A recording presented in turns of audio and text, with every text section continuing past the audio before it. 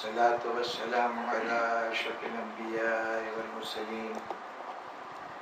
وعلى آله وعترته وأهل بيته الطيبين الطاهرين المعصومين صلوات اللهم صل على محمد سامعین محترم، تاریخ کی کچھ مسلمہ باتیں ایسی ہیں کہ جن کے وقوع پذیر ہونے میں نہ کسی نے شک کیا ہے، نہ کبھی اس پر غلط بیانی کا الزام لگا ہے، لیکن کبھی ہم نے توجہ دینے کی کوشش نہیں کی کہ یہ تسلیم شدہ واقعہ کیا مفہوم کیا رکھتا ہے۔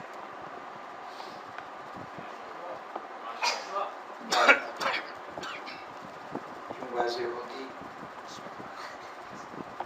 کہ جس نے بھی جناب خدیجہ کا تذکرہ کیا تاریخ اسلام میں یا سیرت النبی لکھی، حیات پیغمبر صلی اللہ علیہ وسلم کی زندگی کے واقعات لکھے یا تاریخ اسلام لکھی، ان سب نے 10ویں سال اعلان رسالت کو، کہ جس سال جناب خدیجہ کا انتقال ہوا اور اس کے ساتھ حضرت ابو طالب کا بھی وصال اسی سال ہوا، تو سب نے یہ کہا کہ پیغمبر اسلام صلی اللہ علیہ وسلم نے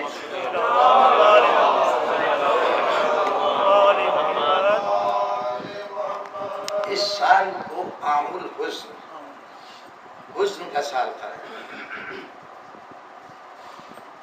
سب نے یہ بات کہی کہ حضور نے اس سال کے لیے کہا کہ عام الحزن۔ اگر حضور نے یہ فرمایا ہے کہ عام الحزن ہے تو بہرطور ہمیں تو غور کرنا چاہیے کہ اس ارشاد کا مطلب کیا ہے۔ اگر یہ اعلان رسالت سے پہلے کا کہا ہوا کوئی جملہ ہوتا تو ہمارے لیے اس جملے کی قانونی حیثیت سب مسلمانوں کے لیے شاید نہ ہوتی۔ ہم تو بہرطور حیات رسالت کے کسی بھی دور کا کوئی واقعہ ہو اپنے لیے اس کو حجت بھی سمجھتے ہیں، سند بھی سمجھتے ہیں، لیکن کچھ لوگوں کے نزدیک اعلان رسالت سے پہلے حضور کی ذات گرامی منصب نبوت کے فائز نہیں ہیں، اس لیے کہ کچھ کہتے ہیں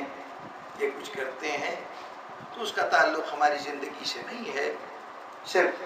حیات پیغمبر کا ایک دور ہے، اس طرح تذکرہ کر دیا جائے۔ لیکن منصب نبوت پر کہنے کے بعد، فائز ہونے کے بعد، آپ کے خیال کے مطابق جو سمجھتے ہیں اس سے پہلے منصب نبوت پہ نہیں تھے، ان کے قول کے مطابق تو کم از کم جس دن سے دور نبوت شروع ہوا، اب تو صورت یہ ہے کہ حضور جو کچھ ارشاد فرما رہے ہیں وہ صرف ایک جملے کے طور پر سن کر، ایک کان سے سن کے دوسرے کان پہ اڑا دیا جائے۔ ظاہر ہے کہ کچھ کہا ہے پیغمبر نے تو اس کا کوئی معنی ہوں گے، مفہوم ہوں گے، اس کا کوئی اطلاقی پہلو ہوگا، اس کے کچھ اپلائیڈ معنی ہوں گے، اس کے اوپر تو غور کرنا چاہیے۔ وہ ایک مکتبہ فکر ہے جو حیات رسالت کو 2 حصوں میں بانٹ دیتا ہے کہ کبھی بشر اور کبھی نبی۔ تو چلیے یہی غور کر لیجئے کہ یہ جملہ بحیثیت بشر کے کہا یا بحیثیت نبی کے کہا، اور اگر بحیثیت بشر کے کہا ہوتا تو پھر ہم سے کہنے کی کیا ضرورت تھی؟ یعنی اگر ذاتی جذبات تھے، ذاتی احساسات تھے تو جو کیفیت اپنے دل پہ گزر رہی تھی وہ ان کا ذاتی معاملہ تھا، اس سے ہمارا کوئی تعلق نہیں تھا۔ پورے سال کو عام الحزن قرار دے دینا، باقاعدہ یہ اعلان کہ یہ سال غم کا سال ہے، حزن کا سال ہے، یہ قرار دے دینا، یہ ذات رسالت اپنی ذات سے وابستہ کوئی بات نہیں کر رہے، ملت کے لیے کچھ کہہ رہے ہیں نا۔ تو پھر جب ہم سے کہہ رہے ہیں تو پھر ہم سے کہا گیا وہ جملہ، دیکھیے ایک بات ضمناً کہہ دوں، بڑی تفصیلی بات ہے، لیکن یہ کہ اس مرحلے پر صرف نتیجہ عرض کر دوں گا، زیادہ وضاحتیں نہیں کر سکتا۔ ہم سمجھتے ہیں کہ حضور صلی اللہ علیہ وسلم زندگی میں جو کچھ کرتے ہیں اس کی حیثیت یہ ہے کہ حضور کا اسوہ حسنہ ہمارے لیے واجب تقلید ہے، ہمیں بھی ویسے کرنا چاہیے جیسے حضور کرتے ہیں، اور حضور جو کچھ کرتے ہیں وہ قرآن مجید کے مطابق ان کا طرز عمل ہوتا ہے، اللہ ان کو حکم دیتا ہے یہ کرو، قانون وہ بناتا ہے، اس قانون پر رسول عمل کرتے ہیں۔ عام تصور یہ لیا جاتا ہے، لیکن اب وضاحت نہیں کر سکتا، بڑی طرح عرض کر رہا ہوں، تفصیل طلب بات ہے، لیکن ذہنوں میں رکھ لیجئے، کبھی موقع ہوا تو اس پہ بات ہو جائے گی کہ اللہ کا رسول جو کچھ کرتا ہے وہ قانون کے مطابق نہیں کرتا، بلکہ وہ جو کچھ کرتا ہے وہی قانون ہوتا ہے۔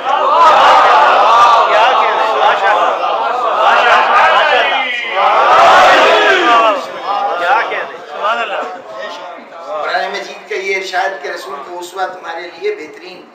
طریقہ حیات ہے، تمہارے لیے عمل کا بہترین صورت ہے، اس کا مطلب ہی یہ ہے کہ رسول، اب تم رسول کے لیے قانون نہ ڈھونڈو کہ یہ جو کام کیا تھا اس کا قانون کیا تھا، جو کچھ رسول کرتا جائے گا وہ قانون بنتا چلا جائے گا۔ آج تم کہتے ہو کہ حضور نے اپنے اس دور میں جب اعلان نبوت نہیں ہوا تھا تب بھی کوئی کام حکم خدا کے خلاف نہیں کیا، جناب والا آپ کہہ رہے ہیں حکم خدا کے خلاف نہیں کیا، حکم خدا تو ابھی بقول آپ کے آیا ہی نہیں تھا، ابھی تو قرآن نازل ہی نہیں ہوا تھا۔ کیوں نہیں یہ نتیجہ نکالتے کہ رسول قرآن کے مطابق زندگی نہیں گزارتا، قرآن رسول کی زندگی کو لفظی شکل کے اندر ہمارے سامنے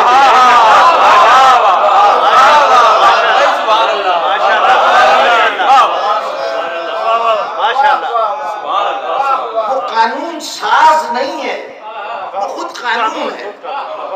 وہ جو کچھ کہے گا جو کچھ کرے گا وہی قانون ہوتا چلا جائے گا۔ جیسے انسان اول حضرت آدم بغیر تعلیم و تربیت کے جو کچھ بھی کریں گے وہ فطرت ہوگی۔ اگر کسی کو یہ پوچھنا ہے کہ فطرت کیا ہے تو اس انسان اول کو دیکھیے، اس نے جو کچھ کیا ہوگا وہ فطرت کہلائے گی۔ فطرت اس کے علاوہ کوئی اور چیز نہیں ہے، یہ اس کا باطن ہے جو سامنے آ رہا ہے، یعنی فطرت کوئی خارجی چیز نہیں ہے، اسی طرح قانون بھی کوئی خارجی چیز نہیں ہے، رسول کا طرز عمل ہی قانون ہے، وہی درست و غلط کا پیمانہ ہے۔ تو اب جب رسول کی ذات ہی قانون ہے، وہ اگر کہتی ہے کہ یہ سال غم کا سال ہے تو کیا ہمیں اس قانون پہ سوچنا نہیں چاہیے کہ اس آخر قانون کا مطلب کیا ہے؟ یہ کیوں ارشاد ہوا کہ یہ سال غم کا سال ہے؟ ایک طریقہ عربوں میں یہ تھا کہ سال کا شمار کرنے کے لیے، جیسے آپ کے یہاں ایک سن عیسوی ہے، ایک سن ہجری ہے، یہ ایک بکر مجید کا سن ہے جو 20,000 سے زیادہ جس کے سال گزر چکے ہیں، وہ بکرمی سن کہلاتا ہے۔ تو مختلف سنوں کے نام کسی شخصیت کے حوالے سے، کسی خاص واقعے کے حوالے سے رکھے جاتے ہیں۔ عربوں میں اپنے طور پر جو طریقہ رائج تھا وہ حضور کے اجداد میں شخصیت تھے جناب کعب بن لوئی، تو یہ جو حضرت کعب تھے یہ تقریباً 550 سال پہلے گزرے ہیں حضرت عبد المطلب سے۔ ان کے تاریخ روز وصال کو، اس واقعے کو کہ ان کا انتقال ہوا، اس کو عرب اپنی کاؤنٹنگ کے لیے استعمال کرتے تھے کہ کعب کے مرنے والے سال سے اتنے دنوں کے بعد، ان کے انتقال کے اتنے دنوں کے بعد، اور پھر یہ سلسلہ چلتا رہا حتیٰ کہ جس سال حضور صلی اللہ علیہ وسلم کا ظہور دنیا میں ہوا ہے، دنیا والوں کی نگاہوں کے سامنے، اس وقت کا، اس سال حضور کے ولادت سے، حضور کے ظہور سے تقریباً 52 دن 53 دن پہلے کا واقعہ تھا کہ ابراہا نے خانہ کعبہ پہ حملہ کیا تھا اور اس پر ابابیلوں کے لشکر نے آ کے کنکریاں برسائی تھیں. تو چونکہ ہاتھیوں کی یہ تباہی، عرب میں ویسے ہاتھی نہیں ہوتے تھے، پہلی مرتبہ ہاتھی دیکھے اور پھر ان ہاتھیوں کا یہ انجام دیکھا، چنانچہ یہ غیر معمولی واقعہ تھا. اس لیے اس سال کا نام رکھا انہوں نے عام الفیل. اور اب سن عام الفیل سے چلنے لگا کہ عام الفیل کے اتنے دن کے اتنے سال کے بعد اب سن کی کاؤنٹنگ عام الفیل ہو گئی. اس عام الفیل کے بعد پہلی مرتبہ ہم نے ادھر پھر سنا اس سال جس سال حضرت ابو طالب اور حضرت خدیجہ کا وصال ہوا کہ حضور نے کہا کہ یہ سال عام الحزن ہے. تو اب اگر پرانے قاعدے کو دیکھیں کہ اگر کوئی سال قرار دیا جاتا تھا تو وہ سن کی کاؤنٹنگ کے لیے شمار ہوتا تھا. تو کم سے کم حضور کے اس قول کا مطلب یہ ہوگا کہ اب اگر اسلامی کیلنڈر کوئی بنایا جائے تو اس میں سن کی بنیاد یہ سال ہونا چاہیے. جو روایت ہے اس کے مطابق یا یہ مفہوم لیجئے. لیکن ظاہر ہے کہ مسلمانوں نے کسی دور میں بھی اس واقعے کو بنیاد نہیں بنایا اور سن کی کاؤنٹنگ کے لیے جب بعد میں سن رائج بھی کیا تو اس کو ہجرت کے واقعے کی بنیاد پر اسے آج بھی ہم ہجری سن کہتے ہیں، اس کی بنیاد پر اس سال کو بنیادی سال نہیں قرار دیتے. تو گویا ہم نے یہ تو اپنے عمل سے یہ ثابت کیا کہ ہم نے حضور کے قول کے یعنی مطلب کو یہ کم از کم نہیں لیا کہ یہ سال کی بنیاد ہے. عام الحزن کہنے کا یہ مطلب ہم نے نہیں لیا کہ یہ سن کا شروع کرنے کی بنیاد ہے. پھر عام الحزن کا مطلب کیا ہوا؟ ایک مفہوم جو بہت زیادہ سامنے کی بات نظر آتا ہے اور وہ یہ ہے کہ حضور نے اپنے پورے عرصہ حیات ظاہری میں جو تقریباً 63 سال کا دور ہے، اس 63 سال کے دور میں کسی بھی سال کو بحیثیت سال کوئی اور نام نہیں دیا.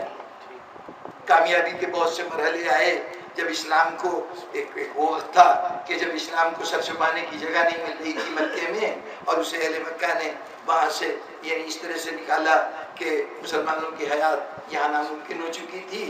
ان مسلمانوں کو ایک دن اسی مکے میں فاتحین کے طور پہ اللہ نے داخل کیا. تو کم سے کم اگر اللہ کا رسول چاہتا تو اس فتح کو، چونکہ غیر معمولی واقعہ تھا نا، تو اس کو سال فتح قرار دے دیتا، عام الفتح کہتا. اور بڑے بڑے واقعات ہوئے. بدر کا واقعہ بھی معمولی واقعہ نہیں ہے. دنیا کی 18 بڑی جنگیں جنہوں نے تاریخ کا رخ بدل دیا ہے، تاریخ کی صورت بدل دی ہے، کہ اگر ان جنگوں کا نتیجہ وہ کچھ نہ ہوتا جو ہوا ہے تو آج تاریخ بالکل اور طریقے سے لکھی جاتی. ان 18 عظیم جنگوں میں سے ایک بہت بڑی جنگ ہے جنگ بدر، جس میں کل 1000 ایک طرف اور 313 ایک طرف تھے. اور اس جنگ کا نتیجے کی صورتحال یہ ہے کہ اگر نتیجہ یہ نہ ہوتا جو ہوا ہے کہ مسلمان کامیاب ہوئے، فتح مند ہوئے، اگر یہ نہ ہوتا اور اس کے بدلے میں مسلمان شکست کھا جاتے اور کفار مسلمانوں کو تہس نہس کر دیتے یا حضور صلی اللہ علیہ وسلم اس جنگ کے اندر شہید ہو جاتے، تو پھر آج دنیا کے اندر نہ کہیں اسلام ہوتا نہ کوئی نام لیوا ہوتا اسلام کا. بلکہ اگر اس سلسلے میں لوگوں کو خیال ہو کہ یہ قیاسی بات ہے، یہ بس گمان کی بات ہے، تو خود قول رسول سامنے رکھیے کہ آپ نے اس بدر کے موقع پر مناجات فرمائی ہے، دعا کی ہے، اور اس دعا کو بھی تقریباً تمام تاریخوں نے نقل کیا ہے کہ جس میں آپ نے کہا کہ پروردگارا یہ مٹھی بھر لوگ ہیں جو تیری توحید کے علمبردار ہیں، اگر یہ لوگ ختم ہو گئے تو پھر تیری توحید کا پرچم بلند کرنے والا دنیا میں کوئی نہیں ہوگا. معلوم یہ ہوا کہ اگر بدر کی شکست ہو جاتی تو آج اسلام نہ رہتا، آج توحید کا ذکر کہیں موجود نہ ہوتا. تو اب بدر کی اہمیت ہے، اور جب یہ اہمیت ہے تو ایک اہمیت کا یہاں پر ایک لمحے کے لیے رک کے اتنا سوچ لیجئے کہ اس بدر کی جو کامیابی ہے، کیسی کامیابی ہوئی تھی کہ 70 آدمی کفار کے مارے گئے اور 70 آدمی گرفتار ہوئے. 1000 کا لشکر لے کے آئے تھے، اس میں 70 آدمی کفار کے مارے گئے اور مسلمانوں کے کل 14 افراد شہید ہوئے. ان 70 آدمیوں میں یوں سمجھیے کہ قریش کے جتنے بڑے بڑے خاندان تھے ان سب کے سربراہ عہدہ لوگ اس جنگ کے دوران مارے گئے. تو اب گویا اس جنگ کی فتح کیوں ہوئی، اس لیے کہ تمام سرداران قریش مارے گئے، یہ 70 افراد مارے گئے۔ اب اگر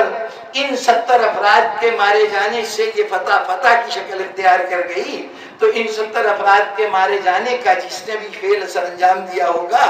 وہ ذات ہے کہ جس نے آج اسلام میں توحید کے پرچم کو دنیا میں سربلند کیا ہے۔ اب اگر تاریخ یہ بتائے کہ 70 میں سے 34 افراد تمام 312 افراد نے مل کر مارے اور 36 افراد تنہا علی ابن ابی طالب نے مارے،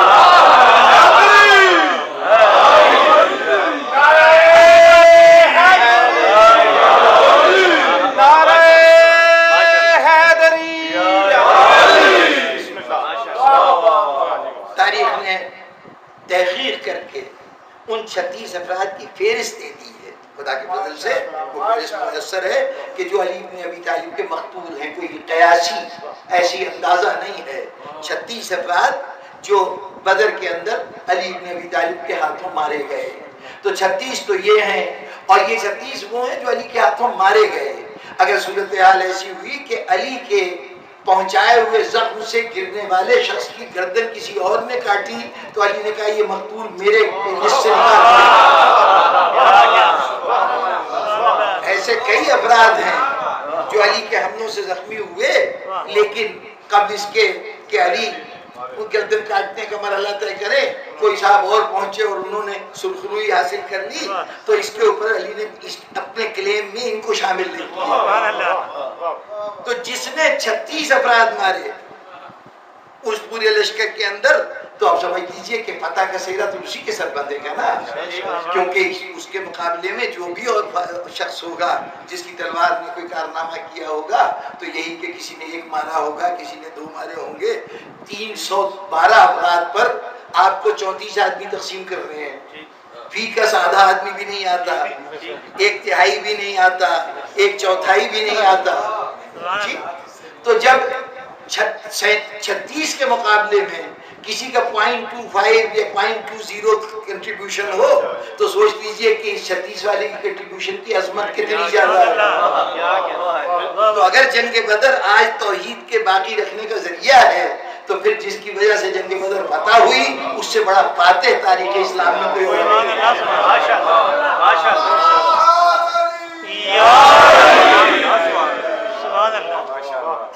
تو اتنی بڑی فتح جس نے تاریخ کا رخ موڑ دیا،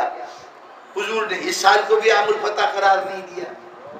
کسی زندگی کے واقعے یا مرحلے کو سال نہیں قرار دیا، اس کی اہمیت کو پورے سال پر نہیں پھیلایا، بلکہ اس کا ایک دن کا واقعہ کہ وہ اس دن کے علاوہ اس کے بعد پھر اس کا ذکر بھی اگر ہوا ہے، قرآن مجید میں بھی ذکر ہوا ہے اس فتح کا، حدیث میں بھی تذکرہ آیا ہے، لیکن کسی دن کے طور پر نہیں، اس حوالے سے نہیں کہ یہ فلاں دن تھا، فتح کا دن تھا، کامیابی کا دن تھا، نہ کہ سال۔ یہ صرف ایک سال ہے جس کو عام الحزن قرار دیا گیا ہے۔ تو چنانچہ کوئی تو اہمیت اس کی ہوگی، تو ایک بات یہ سمجھ میں آتی ہے کہ کم از کم ایک اصول ہمیں ملتا ہے کہ دیکھو کسی گزرے ہوئے واقعے کی یاد کو قائم رکھنا ہے تو وہ اپنی ساخت میں، اپنی تشکیل کے اعتبار سے فتح کا واقعہ نہیں ہے کہ جس کا سال بھر جشن منایا جائے کہ جس کو ایک پورے سال کے ساتھ نسبت دی جائے، کسی فتح کے مرحلے کو نہیں، کسی خوشی کے مرحلے کو نہیں۔ خوشیاں بھی رسول کی زندگی میں بہت بڑی بڑی آئی ہیں۔ ایک خوشی تو وہ تھی کہ جب انا اعطیناک الکوثر کی شکل میں حضور کی آغوش میں وہ نواسا آیا کہ جس کے آنے سے کم از کم دشمن کے ابتر ہونے اور رسول کے ابتر نہ ہونے کی کا وعدہ الہی پورا ہوا۔ امام حسن کی تشریف آوری، پھر امام حسین علیہ السلام کی ولادت، یہ حضور کی زندگی کے بڑے خوشی کے مرحلے ہیں۔ ایک موقع پر حضور نے خود کہا تھا جب فتح خیبر ہوئی تھی، تو اس دن کا واقعہ ہے کہ جس دن فتح خیبر ہوئی ہے اسی دن حضرت جعفر طیار علی کے بھائی جو حبشہ ہجرت کر کے گئے تھے،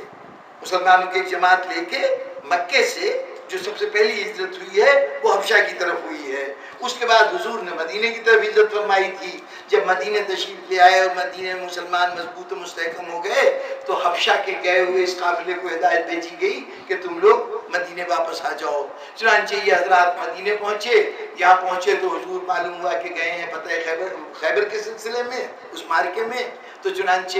یہ اشتیاق زیارت رسول میں کہ اتنی دور سے اتنے عرصے کے بعد آئے ہیں تو اب ہم انتظار کیوں کریں. چنانچہ یہ بھی حضور کے پیچھے پیچھے خیبر تک پہنچے اور عین اس دن پہنچے کہ ادھر خیبر کی فتح کی خوشخبری علی لے کے آ رہے تھے، ادھر یہ گیا ہوا قافلہ حضرت جعفر طیار لے کے آ رہے تھے. تو حضور نے اس مرحلے پہ خود ارشاد فرمایا دونوں کو دیکھ کے کہ آج میں یہ فیصلہ نہیں کر سکتا، آج میں یہ فیصلہ نہیں کر سکتا کہ آج کے دن میری خوشی بڑی میرے خوشی کا دن ہے، لیکن یہ فیصلہ نہیں کر سکتا کہ زیادہ خوشی کس وجہ سے ہے، علی کی اس فتح سے زیادہ خوشی ہے یا جعفر طیار تمہارے پلٹنے کی خوشی زیادہ ہے. اور یہاں میں ایک جملہ کہا کرتا ہوں کہ جناب والا علی ابن ابی طالب، جعفر ابن ابی طالب آج حیات رسول کی کوئی بڑی خوشی ہے جس میں رسول کہہ رہے ہیں کہ میں امتیاز نہیں کر سکتا کہ یہ بڑی ہے، لیکن یہ تو طے ہے کہ دونوں بڑی خوشیاں تھیں. حیات رسول کی جو سب سے بڑی خوشیاں ہیں وہ بعض صورت چاہے جعفر کی صورت میں ملے یا علی کی صورت میں ملے، ملتی ہے ابو طالب.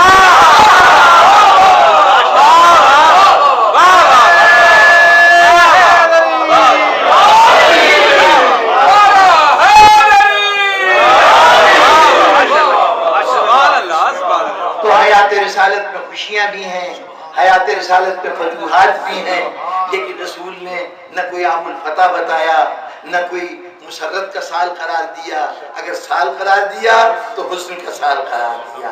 تو اس سے ایک اصولی بات ہمارے ہاتھ میں آتی ہے کہ اگر یادگار بنانی ہے تو خوشیوں کی یادگار چاہے منائیے چاہے نہ منائیے، لیکن غم کی یادگار بنانا سنت رسول ہے.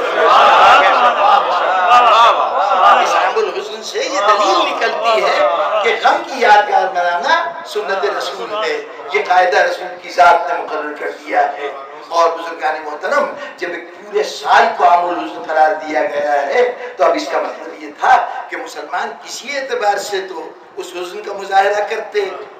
اس عید میں کرتے یا آج کرتے. جب اس وقت کسی طرح کا مظاہرہ حسن نہیں ہوا، مسلمانوں نے کبھی صرف یہ تو ذکر کر دیا کہ رسول نے اس کو عام الحسن قرار دیا تھا. اب رسول تو بہت سے ایسے موقعوں پر جہاں تعلق و جذبات کا، وہاں پر قرآن مجید کا بھی یہی انداز ہے اور یہی رسول کا بھی انداز ہے کہ وہاں کبھی حکم نہیں دیتے. جذبے حکم سے اگر آنے طاری ہونے لگے تو وہ منافقت ہوتی ہے، جذبہ نہیں ہوتا.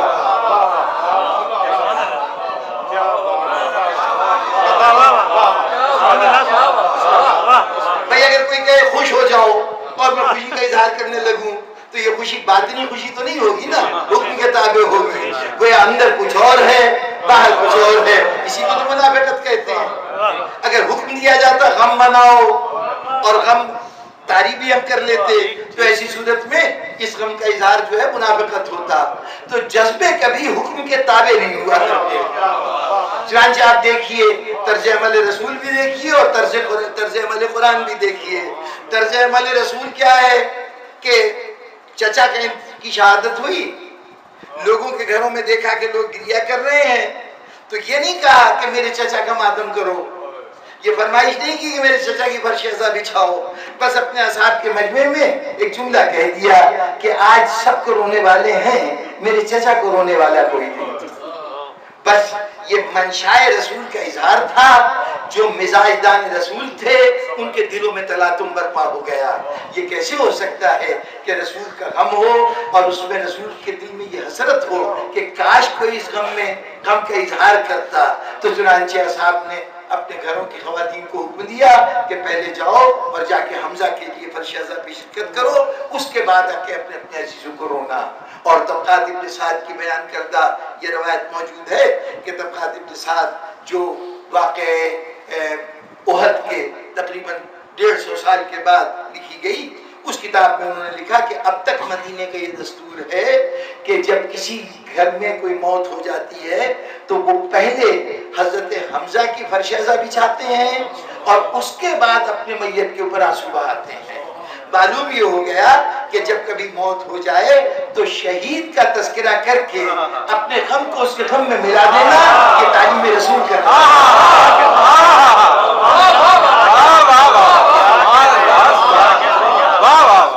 تو چنانچہ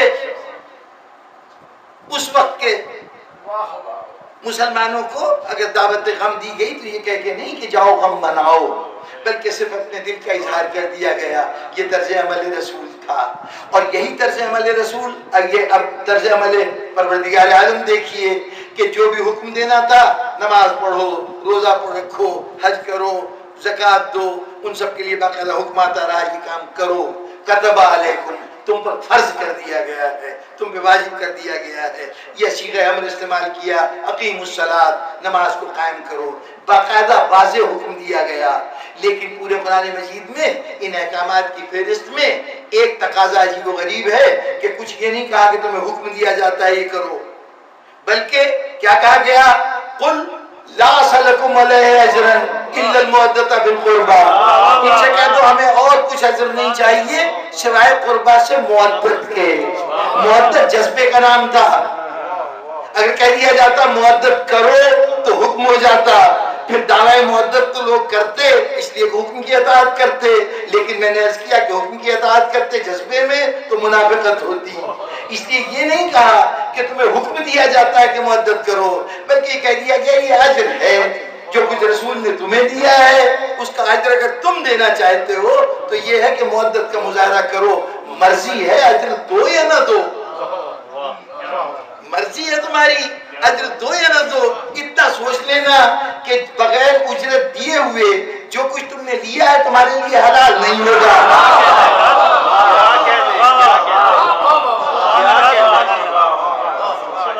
ہم نے تم سے تقاضا نہیں کیا ہے، صرف اتنا کہہ دیا ہے کہ اگر نماز رسول سے لی ہے پڑھتے رہو، یہ نماز نماز ہی نہیں ہے جب تک حق نماز ادا نہ کرو، اجرت نماز ادا نہ کرو، روزہ دیا ہے رکھتے رہو، جب تک ادا نہیں کرو گے اس وقت تک تم نے یہ تمہارا یہ عمل جائے گا ضائع جائے گا۔ غرض پوری شریعت چاہے تم اس کے ایک ایک لفظ کی اطاعت کر لو، لیکن اگر یہ اجر مودت نہ ادا کیا تو تمہارا وہ سب کیا ہوا بیکار ہے۔ تبھی تو حضور نے ارشاد فرمایا تھا کہ کچھ ایسے لوگ بھی ہوں گے کہ اگر وہ احد کے برابر سونا بھی راہ خدا میں قربان کر دیں، سارے دن روزہ رکھتے ہوئے پوری زندگی گزار دیں اور ساری شبوں میں عبادت پروردگار کرتے ہوئے گزار دیں، لیکن جنت کی ہوا تک نہیں ان تک پہنچے گی، جنت کی خوشبو بھی نہیں سنیں گے اگر ان کے دل میں محبت علی موجود نہ ہو۔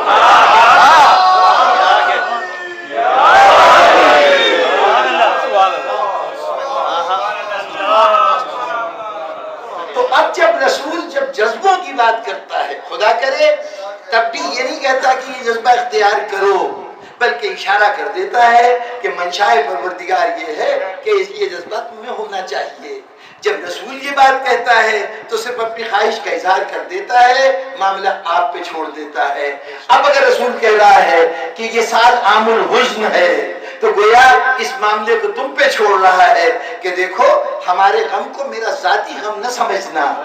چونکہ یہ دونوں مرنے والے اس دین کے محسن ہیں کہ جو دین تمہاری زندگی کا سرمایہ ہے، اس لیے ان کا شکریہ ادا کرنا تمہارا معمول ہونا چاہیے۔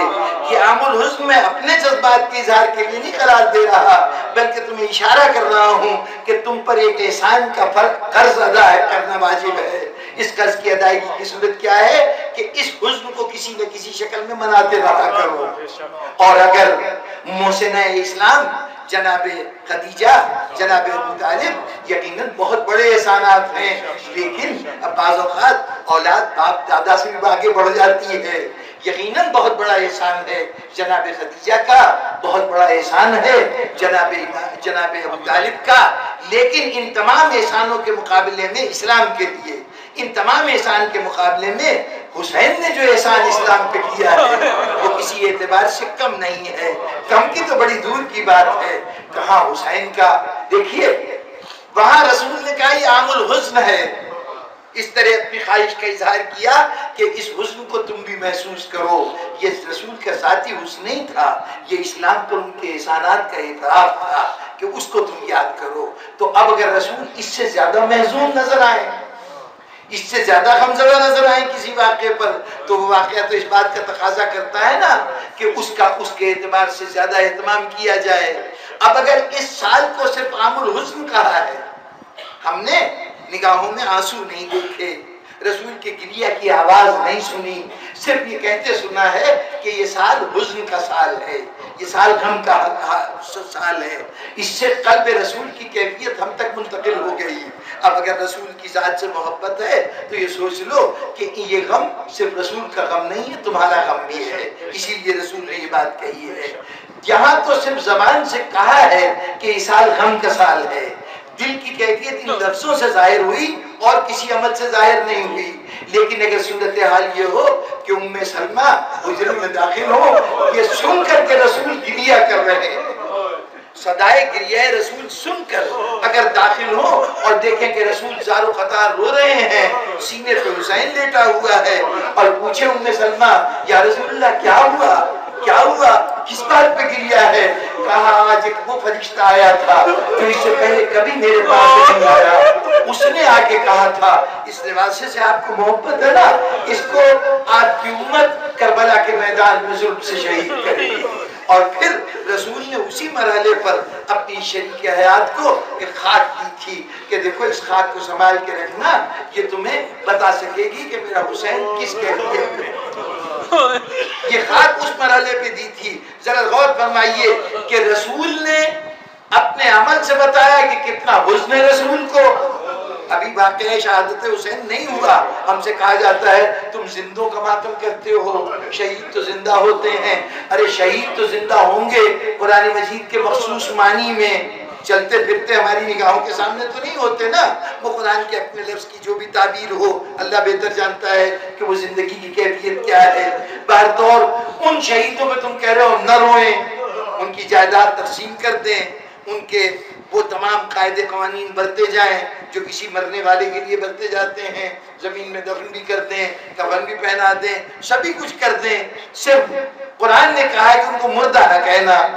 ظاہرہ طور پر مردے کے سارے احکامات نافذ ہوں، ان کو بھی مردہ نہ کہا جائے. اس پر ہم سے کہا جاتا ہے کہ ان زندوں کا تم ماتم کر رہے ہو. پہلے شہیدوں کے بھی سے ماتم کیا جاتا ہے. حضور یہ تو وہ زندہ ہیں کہ جو معنوی اعتبار سے زندہ ہیں. وہ حسین تو زندہ سلامت رسول کے سینے پہ لیٹا ہوا ہے نا، جس پہ رسول آنسو بہا رہے ہیں. ہم جو اگر حسین پہ آنسو بہاتے ہیں تو سنت رسول کو سامنے رکھتے ہوئے کہ زندہ رسول حسین رسول کے سینے پر اس وقت سبب گریہ ہے. اچھا، اور تم کہتے ہو 1400 سال گزر گئے واقعے کو، اس کے اوپر تم آج تک رو رہے ہو. ارے یہ تو واقعہ ہو چکا تو ہم رو رہے ہیں، وہاں رسول اس وقت رو رہے ہیں کہ ابھی واقعہ ہوا ہی نہیں ہے. اس عالم میں گریہ ہے. اور پھر جاتے جاتے رسول نے یہ اہتمام بھی کر دیا کہ یہ خاک رکھ لو کربلا کی، اس کو دیکھتی رہنا، جس دن یہ خون بن جائے سمجھ لینا میرا حسین شہید ہو گیا. نہ صرف یہ کہ کربلا کی ایک شبیہ بھی فراہم کر دی. اب یہ کربلا تو نہیں ہے، یہ وہ خاک تو نہیں ہے جس پہ حسین کا خون بہے گا. جب بہے گا تو وہ خاک اور ہوگی. اب وہاں سے اگر یہ مٹھی پر خاک آ گئی ہے تو ابھی اس میں خون حسین تو شامل نہیں ہے نا، ابھی اس میں واقعہ کربلا تو نہیں ہوا ہے. گویا ابھی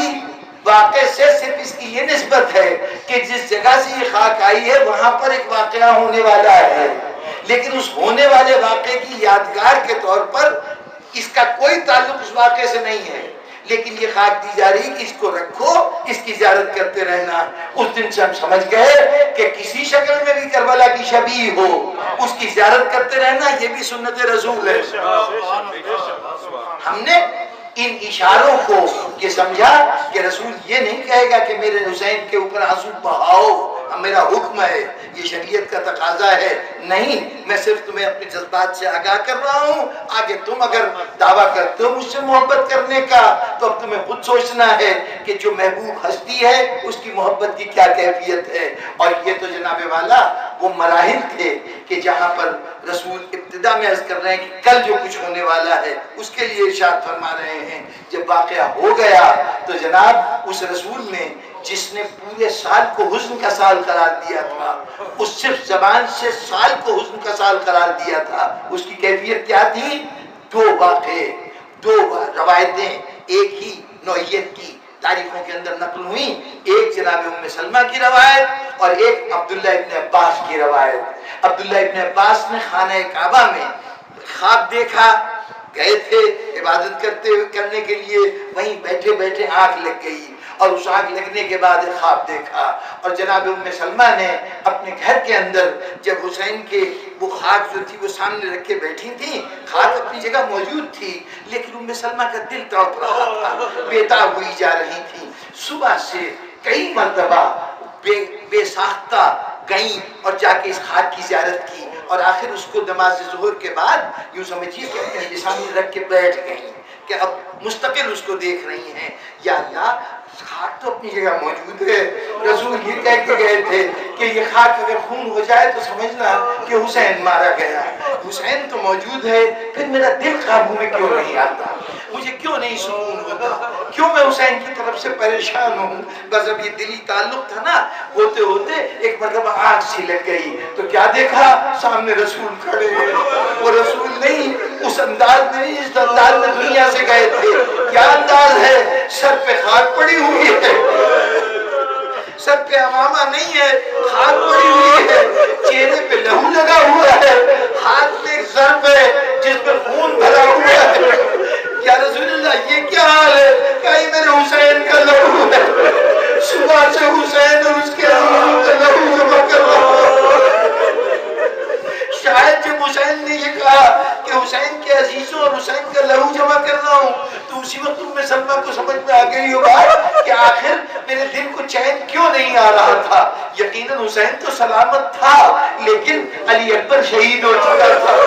یقیناً اس دوران میں عباس مارا جا چکا تھا، علی اصغر کو تیر لگ چکا تھا، اور اب وہ مرحلہ ہے کہ جناب امام حسین بھی شہید ہو گئے۔ بس ایک مرتبہ خواب سے بیدار ہوئی تو وہ جو سامنے ضرب تھا نا اس میں خون تازہ جوش مارنے لگا، وہ مٹی خون بن گئی۔ ایک مرتبہ گھبرا کے کنیز کو آواز دی، جاؤ بنی ہاشم کی عورتوں کو بتا دو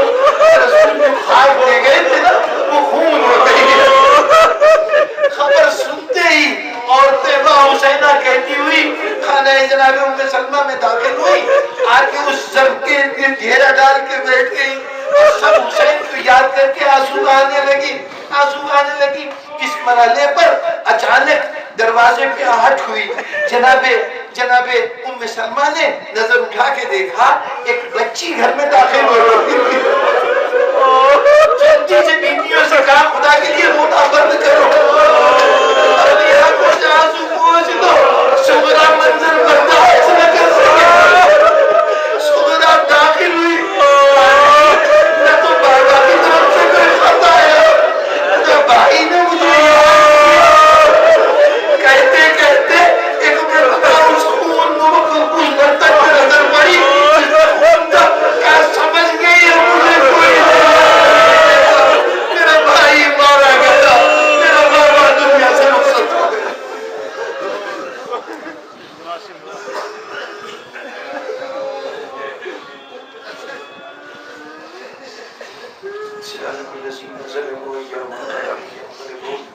رب العالمین ہمارے تذکرے کو قبول فرما،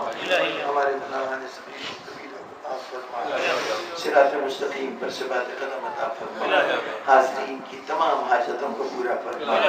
رب العالمین یہ قضادار کا گھر ہے جس نے اپنی ساری زندگی عزائے حسین مظلوم کی صرف کر دی،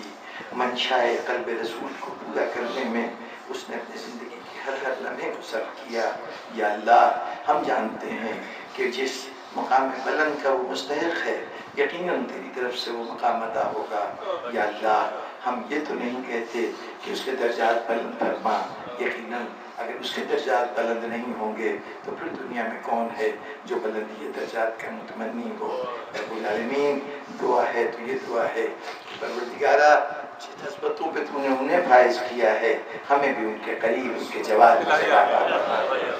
رب العالمین ان کی اولاد خدا کے فضل سے اس چراغ مودت کو روشن کیے ہوئے ہے جو بات جلا کے گئے تھے۔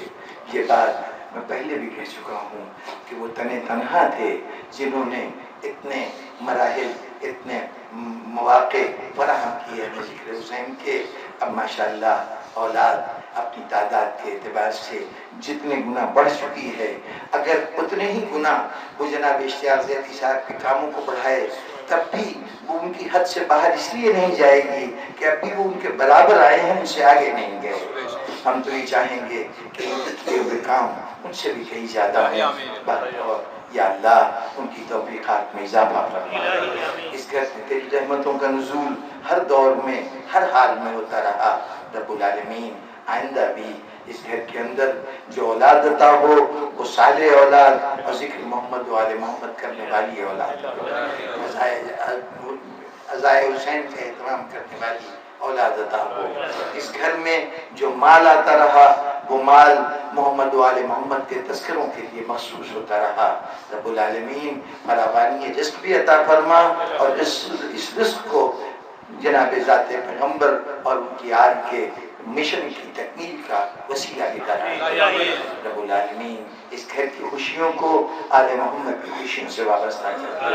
اس گھر میں فرش عزا بچھے تو صرف آل محمد کے لیے فرش عزا بچھے، انہیں ہر غمیں دنیا سے محفوظ معمول رکھ۔ یا اللہ ہمارے تمام مرحومین کے درجات آخرت کو بلند فرما رب العالمین۔ ہماری اس عبادت کو قبول فرما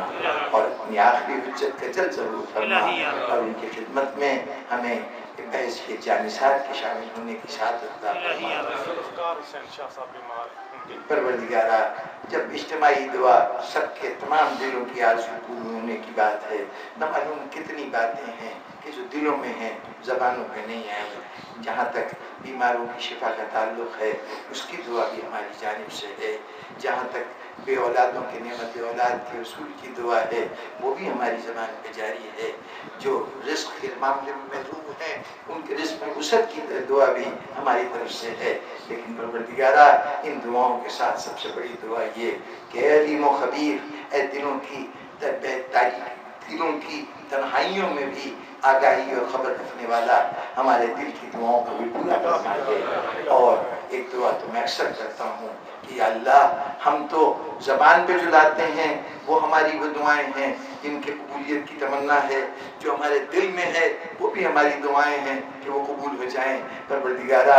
تو ہماری ان حاجتوں سے بھی واقف ہے جن سے ہم ابھی واقف نہیں ہیں۔ یا اللہ ان حاجتوں کو بھی اس وقت سے پہلے پورا کر دے کہ ہم اہل دنیا کے سامنے ہاتھ پھیلانے کو مجبور ہیں۔ یا اللہ اس در سے تم نے ایسا وابستہ کیا ہے کہ اس در کی وابستگی کے بعد اب کسی اور کے سامنے ہاتھ پھیلانا ہمارے لیے تو ننگ ہمیشہ سے تھا، لیکن یہ شرم کی بات ہوگی اس ماننے والے کے لیے کہ اس در کو چھوڑ کر تو کسی اور در پہ کیوں ہاتھ پھیلاتے ہو۔ ہمیں محتاج بنا تو در آل محمد کا محتاج، اور ہمیں غنی بنا تو اسی در سے غنی بنا۔ اللہم تقبل منا انک انت السمیع